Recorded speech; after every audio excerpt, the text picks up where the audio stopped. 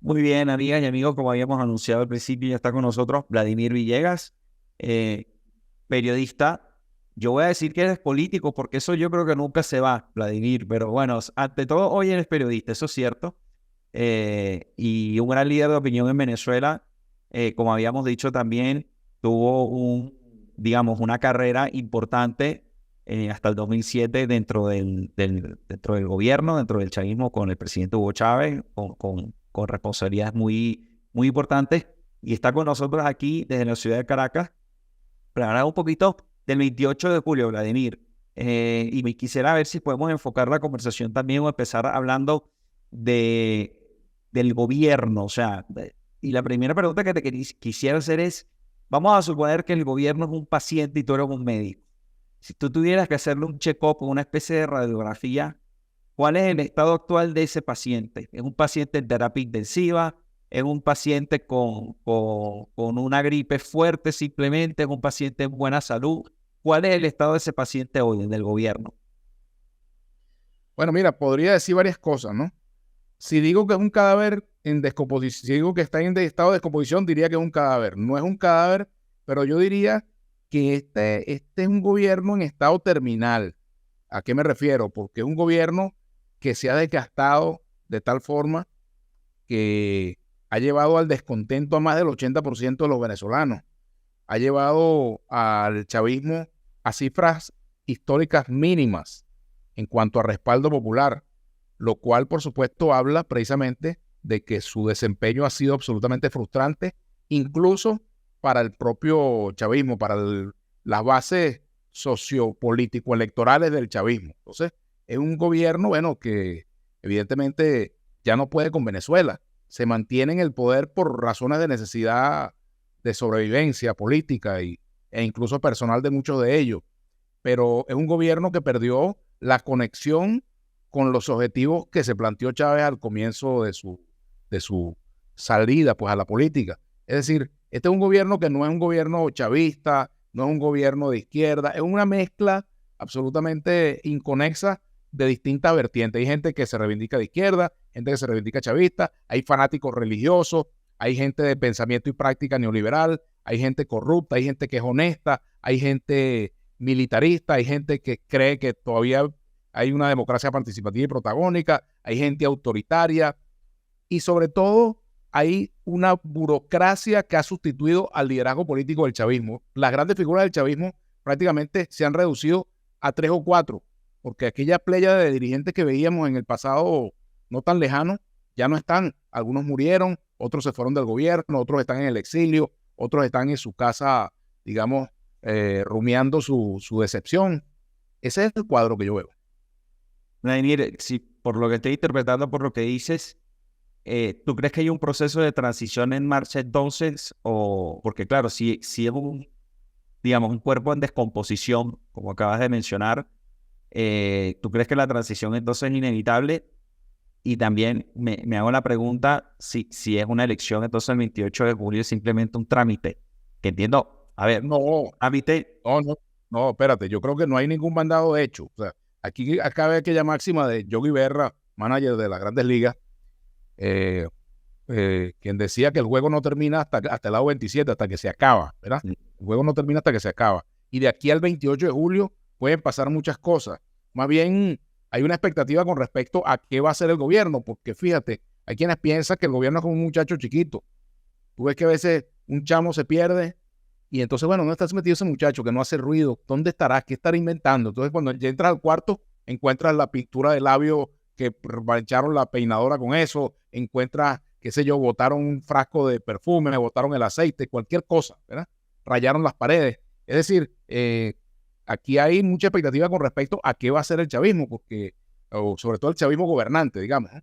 El gobierno. ¿Por qué? Porque mira, cuesta creer que el gobierno vaya a una especie de matadero electoral sin hacer algo para impedirlo.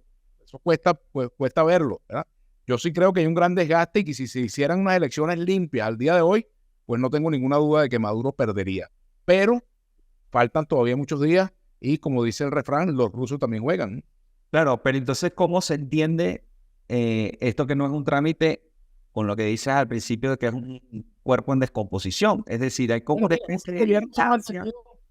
Muchas veces se han tenido gobiernos en descomposición, se han mantenido por inercia, porque necesitan mantener el poder por la fuerza, porque no tienen un adversario capaz de derrotarlo, porque se da un conjunto de condiciones, bueno, que permiten que se mantenga, pero no quiere decir que el gobierno esté dando resultados ni que esté beneficiando a la gente. ¿Cuántos dictadores, por ejemplo, sin que yo caracterice absolutamente al gobierno de Maduro como una dictadura, yo lo caracterizo como un régimen autoritario, pero cuántos dictadores no se mantuvieron en el poder durante largos años, a pesar de que eran gobiernos en descomposición, como por ejemplo el de Somoza en Nicaragua, ¿verdad?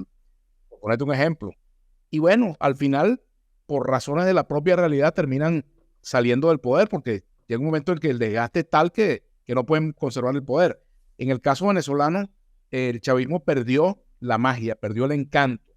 Ya no comunica cosas nuevas. Es incapaz de proponer una nueva esperanza, de proponer nuevas utopías. Las utopías que el chavismo promovió se estrellaron contra la realidad que el propio chavismo también creó. Ahora, Vladimir, claro, una cosa es hacia afuera, pero también qué pasa en lo interno. Es decir, ese cuerpo, ¿cómo está hoy? ¿No? Es decir, ¿hay homogeneidad o no? El chavismo, yo creo, o sea, el juicio que yo hago de valor sobre el chavismo es que se ha acostumbrado a ser muy disciplinado, incluso mucho más que la oposición. Eso ha sido quizás una de sus principales virtudes, ¿no? Yo coincido contigo en algo. El chavismo siempre hasta ahora ha tenido capacidad de amalgamarse en momentos de peligro. Exacto. ¿Verdad? Lo que no ha logrado la oposición en momentos de peligro, que es amalgamarse, protegerse unos con otros, digamos, estar unidos en pro de la preservación. Eso el chavismo lo ha aprendido, incluso yo diría, desde el comienzo, lo aprendió incluso desde el 11 de abril, donde allí también hubo actores del chavismo que quisieron negociar con Carmona. Eso es parte de la historia, ¿no? Que luego, bueno, algunos de ellos están por allí con su cara muy oronda, pero que quisieron negociar con Carmona para ir a una transición en aquel momento. Y con la vuelta de Chávez, pues, se dieron la vuelta ellos también. Y eso lo hemos visto muchas veces en la política venezolana. Pero, en general, el chavismo ha logrado mantenerse en los momentos críticos, ¿verdad? Incluso, por ejemplo, superaron la derrota del referéndum del año 2007, superaron el 11 de abril, yo estaba allí, superaron, por ejemplo, la derrota electoral del año 2015, utilizando un conjunto de maniobras y también apalancándose en los errores de la propia oposición, que es otro de los factores, porque el otro problema es cómo la oposición administra su triunfo, que es otra arista de la conversación que vamos a ver más adelante. Pero en el caso del chavismo, yo diría que es un adversario difícil de derrotar, no es una papita, como se dice aquí en Venezuela, es un adversario difícil e incómodo, que tiene todavía muchas cartas en la mano. Mira, nada más y nada menos, tiene la Fiscalía General de la República, tiene el Tribunal Supremo de Justicia, tiene la Contraloría General de la República, tiene la Asamblea Nacional, tiene, bueno, en teoría la Fuerza Armada. Digo en teoría porque yo apelo mucho a lo que decía Luis Herrera, de que los militares son leales hasta que dejan de serlo. Claro. Pero si, por ejemplo, hay un descontento popular que se va a expresar claramente en las urnas el 28 de julio, eso ya, por supuesto que se sabe. El gobierno también ve encuestas, por mucho que están inventando encuestas de último momento, hechas quizás en alguna oficina de Miraflores, evidentemente ellos saben del desgaste que están viviendo, y por eso la persecución en caliente que hace Diosdado Cabello a María Corina Machado, quien, por cierto, es una persona con la que yo tengo mucha diferencia. María Corina, bueno, tengo enfoques muy distintos a ella en muchos temas, ¿verdad? Y eso es válido, ¿verdad?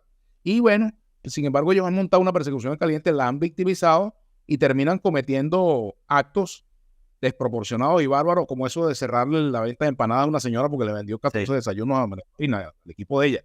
Es decir, están en una fase en la cual han perdido la iniciativa creativa de cosas buenas, de propuestas que puedan tomar cuerpo, para buscar la forma de mantenerse en el poder, bueno, como dijo Maduro, por la vía que sea, por las buenas o por las malas. Pero ¿cuál es el estado, crees tú, actual del tema de la finanza? Ese tema de la homogeneidad, de la disciplina. Oye, el chavismo o el gobierno es un muchacho disciplinado, cohesionado, ¿crees tú, a lo interno en la actualidad? ¿Hay fisuras ahí o no se sabe bien? Bueno, mira, la fisura no se sabe bien porque esos son gobiernos muy herméticos, ¿eh? Son gobiernos y sistemas políticos internos muy jerárquicos. El PSUV no es un partido democrático, el PSA no es un partido, es una maquinaria militar política, militar cívica, no es ni siquiera cívica, militar, una maquinaria militar cívica, actúa bajo un orden absolutamente jerárquico, como si fuera un cuartel. Allí no hay discusión interna, porque el que se levante, el que sea disidente, pues lo marginan, lo castigan, ¿verdad? El caso Tarek El Aissami es una muestra de que allí no ha habido una lucha contra la corrupción, sino pugnas internas por el poder, lo cual no quiere decir que el señor El Aissami sea un santo. Evidentemente había hecho de corrupción, pero a él lo friegan no por eso, sino porque osó meterse en un plan conspirativo para derrocar a Maduro, para sustituir a Maduro. Es el pecado que le cobran, no el otro, ¿no? Porque si es por el pecado de la corrupción, imagínate tú. Entonces, fíjate, eso por supuesto habla de que la unidad no era tal cosa. De hecho, el Aissami era una figura que aparecía con Maduro para arriba y para abajo. Pero bueno, por supuesto, allá había otros actores, estaban los hermanos Rodríguez, Diosdado Cabello, y entre ellos había, por supuesto, una pugna por el favor del líder, que en este caso es Maduro, ¿no?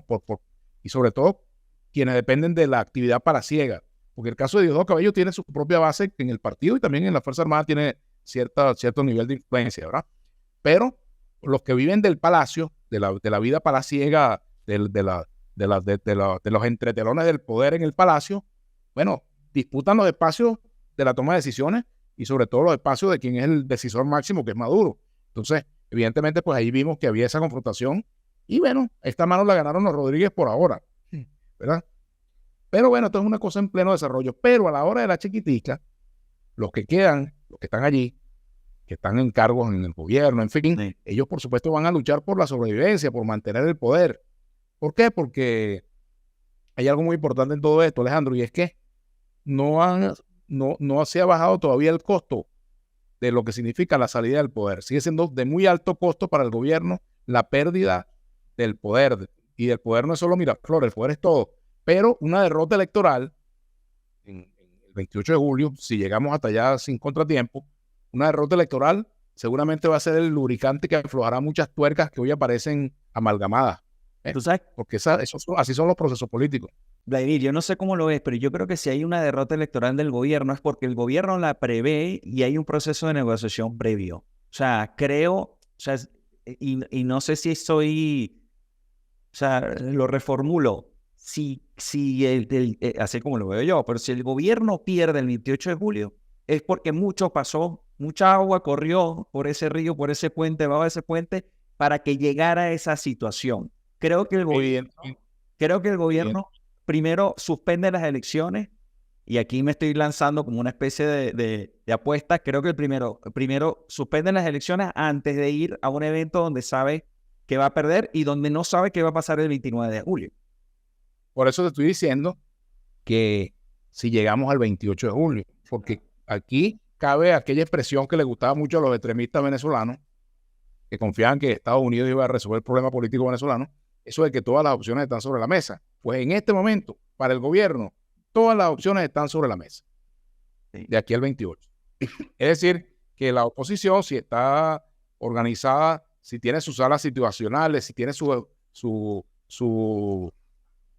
salas para hacer escenarios, esos escenarios deberían estar presentes casi que todos. Y a lo mejor sale uno que no estaba presente, pero básicamente, pues, hay a la mano un conjunto de cartas que el gobierno tiene que puede utilizar, que cada una tiene su costo.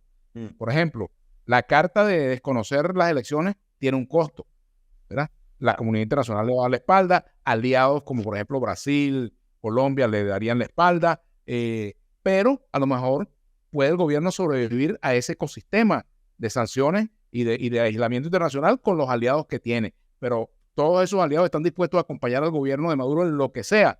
Eso también está dentro de los escenarios. Y a mí yo en estos días dije, y te lo repito, lo dije en un programa, que si el gobierno diera un manotazo electoral del 28 de julio, pues esa fecha se podría convertir en lo que fue el 1 de enero para Marco Pérez Jiménez en Venezuela en el año 1958. Lo que pasa es que ahí, Vladimir, yo creo que depende mucho del liderazgo opositor, de ver qué hace con el capital político en términos ciudadanos para que eso ocurra, para que ese 1 de enero pueda ocurrir. No sé cómo lo ves. Sí, también te va a decir, ¿y ahora qué hago? Y ahí lo que van a estar es atento, y me va a decir el liderazgo opositor también. Claro, ese es el otro problema. ¿Está el liderazgo opositor suficientemente unido y suficientemente cohesionado en torno a una sola estrategia. Claro. O una cosa piensa la plataforma, otra cosa piensa María Corina y otras piensa Manuel Rosales, por ejemplo, por poner 3 ejemplos, o factores que apoyan a María Corina que no están dentro de la plataforma. Hay una sola estrategia al final, la discuten, la conversan, están de acuerdo totalmente María Corina Machado y el señor Edmundo González Urrutia en todo lo que debe pasar de aquí al 28 y después del 28 y después del 20, después de la larga transición hasta enero en caso de que se ganen las elecciones, o qué hacer en caso de perder. Yo tengo mis dudas.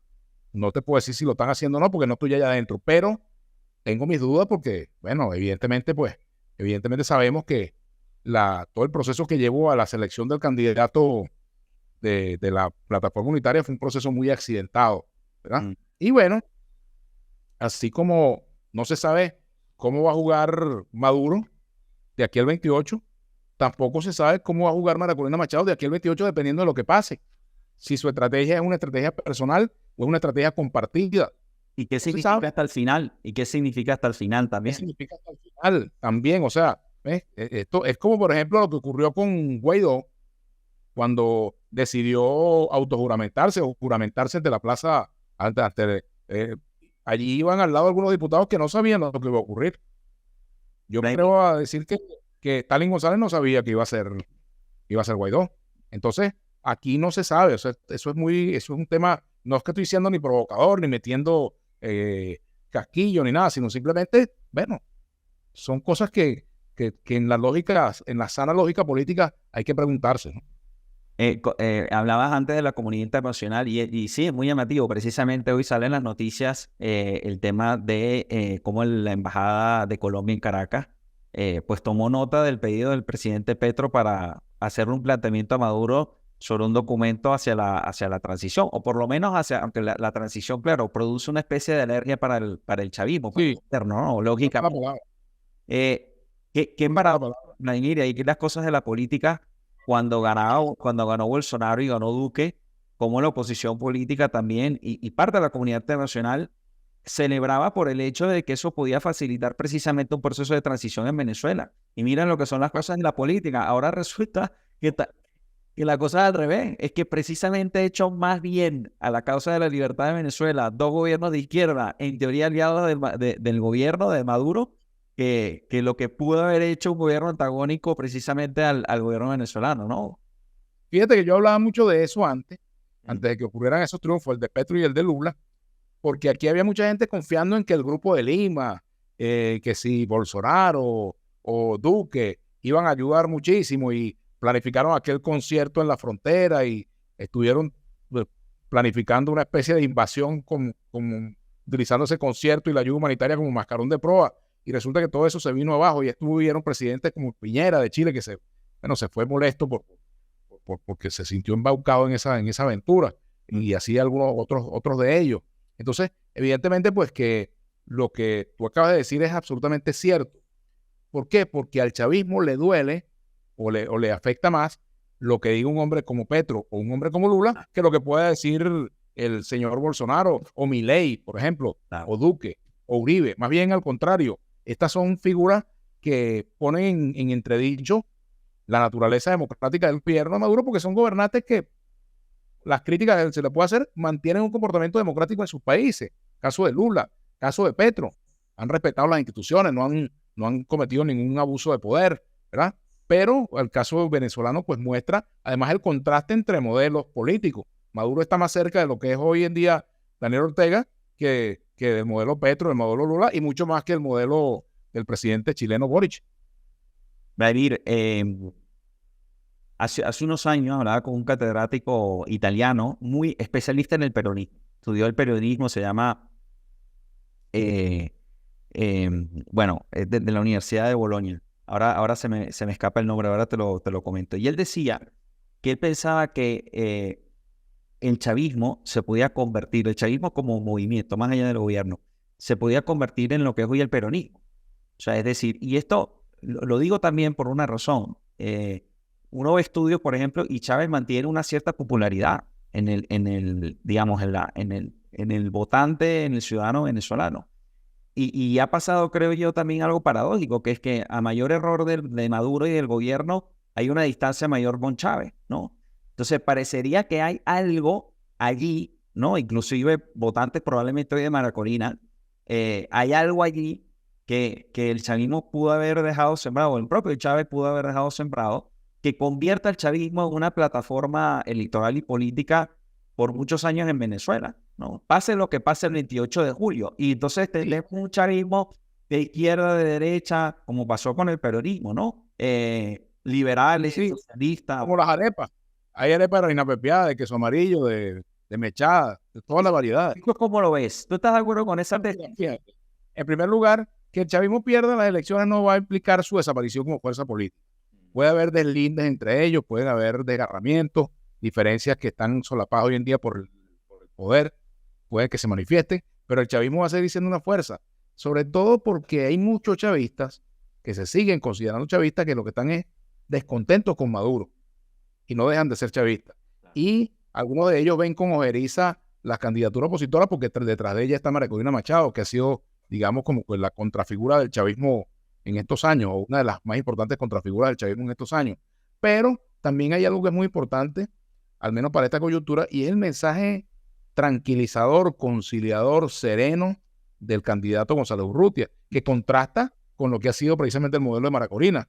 María Corina ha venido moderando un poco su lenguaje, pero su naturaleza es confrontacional. La naturaleza del candidato González Urrutia es todo lo contrario. Un presidente o un candidato, mejor dicho, que trata de ser componedor, que trata de buscar el diálogo, que utiliza las herramientas de la diplomacia, que utiliza un lenguaje, una forma de comunicación no agresiva. Es decir, es todo lo contrario de lo que ha sido hasta ahora el modelo María Corina. Y eso la gente, aunque le guste María Corina, también recibe bien, el elector recibe bien la posibilidad de un cambio en paz, porque te aseguro que lo que no quieren los venezolanos hoy en día es que esto tenga un desideratum de sangre, de confrontación, de violencia, de más división, de odio, todo lo contrario. Y eso creo que ha sido una de las buenas cosas que ha traído esa candidatura, ¿verdad? Que lo hubiera traído también la de Rosales, pienso yo, con más veteranía política, pero bueno, esa es harina de otro costal. Ahora, con respecto al chavismo, creer que el chavismo se muere el 28 de julio porque pierde las elecciones es un acto de ingenuidad tan ingenuo como el acto de sacar las fotos de Chávez de la Asamblea Nacional que hizo la oposición en el año 2015, ¿verdad? O querer comerse el postre antes del almuerzo luego de haber ganado la elección parlamentaria, creyendo que había llegado el momento de sacar a Maduro, y fue una tontería, ¿no? Aquí, en un momento como este, donde se está jugando una transición hacia el pluralismo, la democracia, la oposición tiene que jugar con cabeza fría, saber hacer las pausas necesarias entre el cerebro y la lengua, saber medir cada paso y sobre todo entender que este es un adversario muy fuerte, es un adversario que si bien puede estar anímicamente golpeado, puede estar electoralmente disminuido, es un adversario, bueno, que sabe pelear y que lo ha demostrado. O sea, que no se puede subestimar, porque, bueno, el chavismo puede llegar a ser una fiererida, ¿no? Yo quisiera preguntarte, Vladimir, sobre el miedo. Y porque el miedo, digamos, es un asunto muy característico, además que catalogas el gobierno de autoritario. Precisamente la historia está, pues demuestra, tanto en Europa, tú eres además hijo de una sobreviviente, ¿no? Hija de una judía polaca, si no me equivoco. Croata, sí. Croata, perdón. Y claro, en tu casa también se ha vivido, tu padre fue perseguido. Mira, tienes el libro, tu padre fue perseguido político también. Tienes callo, pues, y en tu casa probablemente ese tema se habló y se respiró durante toda tu vida. El tema del miedo. O sea, si tú tuvieras que contarnos ese termómetro, ¿cómo lo ves? Veíamos el caso de dos señoras que le cierran el lugar de venta de empanadas porque va María Corina y al día siguiente otra persona invita a María Corina y le dice, ven a mi restaurante o ven a mi puesto, así me cierren, ¿no? Entonces, eso te parece, esa expresión, bueno, mira, ven a mi restaurante, así me cierran, ¿te parece un espejo de lo que ocurre hoy en la sociedad venezolana? ¿Te parece un caso excepcional? Cuéntanos del miedo hoy del venezolano en la calle, haciendo vida, y también de cara a eso que tú hablabas antes, del 1 de enero. O sea, porque eso también hay que ver si eso agarra fuerza o no agarra fuerza la idea de la protesta en la calle. No vamos a hablar de necesariamente un tema de conflicto, pero sí de protesta en la calle y de exigir al gobierno que respete lo que ocurre el 28 de julio de perder. ¿Qué nos dice? Fíjate, yo te cuento lo siguiente, yo trabajé, el miedo todos lo sentimos, ¿no? El tema es cómo nos aproximamos a esa sensación, a esa emoción, cómo nos comportamos frente a ella, cómo la trabajamos, ¿no?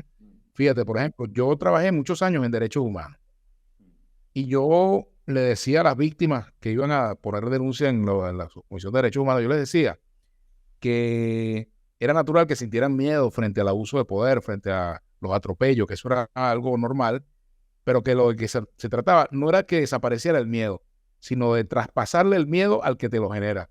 En la medida en que la gente pierde miedo a las situaciones que le generan ese miedo, los causantes de ese miedo comienzan a padecerlo, ¿verdad? Porque el miedo se traslada, es una emoción que está allí, que no desaparece. Claro. Lo que puedes tú lograr es que se traslade. Y el hastío es uno de los antídotos contra el miedo, porque tú llega un momento en que puedes estar muy asustado, pero te llegas a sentir acorralado y ves en peligro tu vida o la de los tuyos, sobre todo la de tus seres queridos, tu familia, tus hijos, tu mamá, tu hermano, tu esposa. Bueno, sientes que el deseo de defenderlos es mayor que el miedo. Llega un momento en que te encuentras en esa encrucijada y das el salto del miedo a la acción. Yo creo que el venezolano está en ese momento. No es que ha perdido el miedo, lo está perdiendo. Siento que lo está perdiendo por necesidad de sobrevivencia también. Porque cuando ese señor dice eso, ven acá, visítame y que me lo cierran, pues primero está siendo solidario con estas señoras que sufrieron ese abuso de poder. Pero además también está, bueno, viendo lo que le toca. O me la calo o trabajo para el cambio. Y una forma de trabajar para el cambio es vencer el miedo. Y una forma de vencer el miedo es, bueno, mostrar que yo estoy dispuesto a poner algo de mi pellejo en el asador para que las cosas cambien en el país. Yo creo que estamos un poco en esa situación. Y estamos en esa situación con el voto. ¿Sí? Porque la recuperación de la ruta electoral, para mí es el saldo más positivo de todo este proceso. A mí me parece que fue una tontería de la oposición no llamar a votar en el año 2018. Le regalaron 6 años a Maduro. Quienes apoyamos en ese momento a Henry Falcón, lo dijimos bastante. No votar implica ayudar a que el gobierno de Maduro se mantenga. Es decir, el verdadero colaboracionismo no era votar, era no votar. Y ha pasado todos estos años de mayor empobrecimiento, de sufrimiento, de represión, de persecución que hemos vivido los venezolanos para darnos cuenta de que la ruta era electoral y quienes promovieron en aquel momento la atención, bueno, están hoy en día en la ruta electoral bien bueno, pero ojalá algún día hagan la autocrítica necesaria de por qué hicieron eso, ¿eh? Ojalá lo hagan, ¿ves? Porque no se trata de decirle, te lo dije, pero es que es necesario que el liderazgo sea autocrítico. Aquí, por ejemplo, la izquierda se fue a la guerrilla en los años 60 y luego sus dirigentes que abandonaron la lucha armada lo hicieron con una autocrítica pública frente a sus militantes y frente al país. Y eso el país lo valoró, creo que positivamente, ¿entiendes? Entonces, yo siento que ese momento a lo mejor va a llegar, que quizás no es hoy, ¿verdad? Pero en algún momento tendrá que llegar la hora del balance y de reivindicar a quienes promovimos realmente el no abandono de la ruta electoral, que es muy importante y que en este momento es lo que está dando fruto. Entonces, volviendo con el tema del miedo, sí, precisamente la decisión del venezolano de votar, que ya sobrepasa 75% según las encuestas, bueno, ese es un paso en la dirección de vencer el miedo. ¿Por qué? Porque, bueno, vences el miedo de que te roben el voto, vences el miedo de que cambien la voluntad del pueblo, vences el miedo de que me van a descubrir por quién voté, que si me van a votar el trabajo. O sea, hay un conjunto de pasos que se vienen dando en la dirección de, bueno, de decir ya está bueno, ya basta. ¿Sabes qué sensación tengo, Vladimir? No sé si coincide, que si tuviéramos un miedómetro entre la clase política, no la ciudadanía, la clase política opositora y la del gobierno, me parece que tiene más aumento la del gobierno, está más en rojo la del gobierno que la de la oposición. No sé cómo Puede ser, aunque también eso depende de cada actor, ¿no? En todo caso, yo siento que el chavismo tiene el frío de la derrota en la nuca, pienso yo. Por eso, precisamente. Que ese caballo me lo pasan allí y bueno, pero por supuesto que también hay gente atrevida, pues aguerrida y no todos, yo no voy a decir que todos son cobardes, eso no es verdad. De cobardes en todos lados. Y el miedo afecta a todos. El tema no es que tú no sientas miedo, el tema es que no sea un miedo que te paralice, ¿verdad? Ahora, el miedo a la pérdida del poder hace que quienes estén allí cometan errores. Por ejemplo, eso de la señora empanada, Sí. que hacer una política es un error táctico, ¿verdad? O pudiéramos decir, es de esos eventos que se pueden convertir en el aleteo de la mariposa. ¿Entiendes? Como ha pasado en la historia, todos los gobiernos autocráticos son errores de cálculo, son errores de Fíjate, cálculo. por ejemplo, cómo se dio en la primavera árabe. Ujú. Un señor en Túnez se incinera por una situación X y eso termina en el derrocamiento del líder de Libia, por ejemplo, y termina en la caotización del Medio Oriente. Es decir, que como un pequeño evento termina siendo el aleteo de una mariposa que derrumba una torre. Vladimir, ya para cerrar, la última pregunta que te quisiera hacer, bueno, la última pregunta por ahora, por este espacio, que ojalá lo repitamos en algún momento. Si el 28 de julio la oposición gana, ¿cuál es la Venezuela que tú te imaginas en el segundo semestre de este año? Claro, hay una que es la que quisiéramos y también cuál es la que te puedes imaginar y la Venezuela del 2025. Si tú tuvieras si yo te pidiera ese ejercicio muy difícil, lo reconozco, de predicción hacia el futuro, ganando a la oposición, ¿cuál es la Venezuela que tú te imaginas en el segundo semestre de este año y principios del 2025? Bueno, mira, una Venezuela de un gran proceso de negociación, de encuentros entre factores del gobierno saliente y el gobierno entrante para ordenar la transición, es lo que me imagino. Pero además, yo diría que va a haber un gran suspiro colectivo si se produce esa victoria opositora el 28 de julio. Y te voy a decir una cosa, hasta muchos chavistas van a suspirar, porque es un momento que muchos de ellos han temido, pero que también quisieran salir de ese paso de una vez, ¿verdad? Y evidentemente, una cosa es la sensación de la victoria de los primeros días y otra cosa luego es la dura y cruda realidad de ordenar un proceso de transición. Recordemos por lo que pasó Capriles, por ejemplo, cuando ganó la gobernación de Miranda. Cuando Capriles derrota a Diosdado Cabello, pues incluso hasta las llaves de las distintas oficinas se las desaparecieron. O sea, fue un proceso hasta de descubrir la llave. Imagínate tú cómo va a ser ese proceso de descubrir dónde están la llave de la caja de machete, como se dice popularmente. Es decir, las tareas que vienen son tareas titánicas, ¿no? Bueno, viene, por supuesto, toda esa expectativa, pero lo que yo sí no quisiera ver, se puede hablar de lo que no quiero ver. Sí. No quisiera ver linchamiento, no quisiera ver pase de factura, no quisiera ver persecuciones. Quisiera ver un momento en el cual los venezolanos de verdad nos reencontremos y que, bueno, habrá un espacio para la justicia, para quien cometió abuso de poder, cometió violación de derechos humanos, cometió hechos de corrupción, bueno, que tengan un debido proceso, pero que aquí no haya un proceso de venganza, sino que en Venezuela pues, vayamos a un proceso de solución política y pacífica de este conflicto y de transición hacia un nuevo momento político en el cual los chavistas también tengan cabida, que sean respetados como opositores, pero que también ellos respeten la voluntad popular. Caramba, yo creo que un gran proceso de reconciliación, Vladimir, y creo que incluso tú lo vives en carne propia. Esto es público y notorio. Tienes hermanos que están dentro del gobierno y Venezuela es una gran familia también. Y entonces, claro, yo te he escuchado alguna vez decir, yo hablo con mi hermano y no con el ministro, ¿no? Pero bueno, también tiene que llegar el momento en que podamos hablar de política, no hablo de tu caso, hablo en general, o sea, que podamos disentir, que podamos decir, bueno, tú piensas de este modo y no pasa nada y nos tomamos un café. Sí, mira, ¿qué pasó todos estos años? Yo digo que todos estos años a mí me han servido de enseñanza para aprender de la economía y de la democracia a partir de lo que no se debe hacer. O sea, creo que tenemos que reeducarnos democráticamente. Sí, claro. Así como antes se decía, lo que diga Chávez, eso no está bien.